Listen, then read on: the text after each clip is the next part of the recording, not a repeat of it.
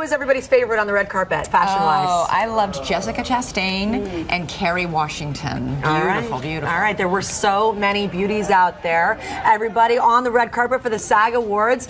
A glamorous night. The look of the evening was sophisticated and sizzling. Fashion expert Stacy London will be here with her take on the fashion. But first, ABC's Connelly had a front row seat to the biggest fashion statements out there. Pale to ponytail, leather to lace, these fashions did everything but sag. See who joined the Navy, from Amanda Seyfried and Zach Posen to Jennifer Lawrence, Luminous and Christian Dior, even after a brief up the stairs oopsie. I fell on the ground.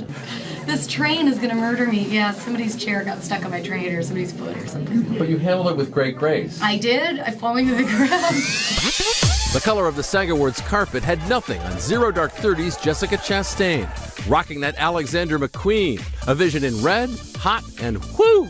Keeping it dark and dramatic were Tina Fey, Amy Poehler, and out to there Busy Phillips, while an off-the-shoulder Givenchy, Claire Danes rocked it lips to hips, and her co-star followed suit in sumptuous Basil Soda. I knew when I walked into this one it was the right one. It just feels right. The fashion influence of the First Lady seemed much in evidence. You embraced the bangs before Michelle Obama did, didn't you? Yeah, she stole it from me, yeah. She called me and said, go, you go first. Youth kept it kicky, from 30-year-old winner Anne Hathaway of Les Mis, cutting it short in a black Giambattista Valley, to Mad Men's 13-year-old Kiernan Shipka, picture perfect in Oscar de la Renta and comfortable heels. I don't know why, but I feel good in them. Maybe it's because they make me feel confident. Nicole Kidman was radiant in Vivienne Westwood, part of a weekend where she was escorted by Aussie homegirl and nominee Naomi Watts, and by her paperboy director, a fashion icon, still having fun.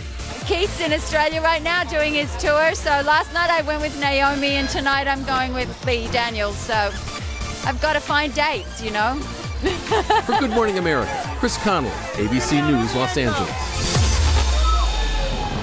And for more now, we're joined by Stacy London, co-host of TLC's What Not to Wear. Welcome to GMA. Thank you so much for having me, ladies. I love the fact that you have a true philosophy when it comes to red carpet dressing. Will you share it with everybody? Yeah. Well, it was interesting. You know, Julianne Moore talked about her stylist on the red carpet last night, and I think that now that we know that celebrities have stylists, we don't necessarily think they're going to be like huge successes and big misses. Right. I think it's much more about the fact that, you know, you just want to see the woman in a dress. You want to see her and think that she's beautiful.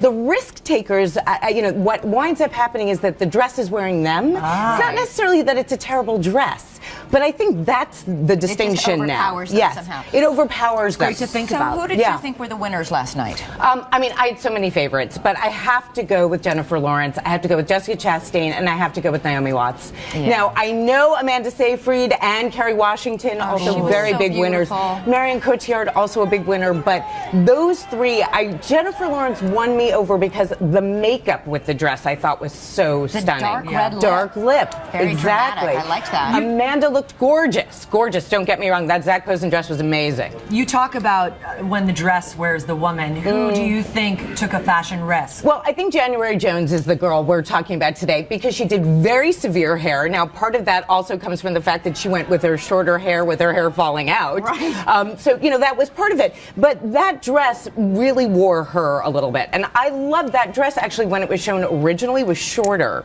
And I think was a little less of a statement. I love the neckline. I loved it, too. I thought it was she was going for something a lot stronger. Yeah. You know, I think it was very rock and roll. Yeah, it was very rock and roll, exactly. It was almost punk rock. Yeah. Whereas some of the other dresses were a lot softer. All right. Well, Stacy London, we love your hits, your misses, and of course your great advice in all things fashion. And everybody, we'll have more on our website, goodmorningamerica.com.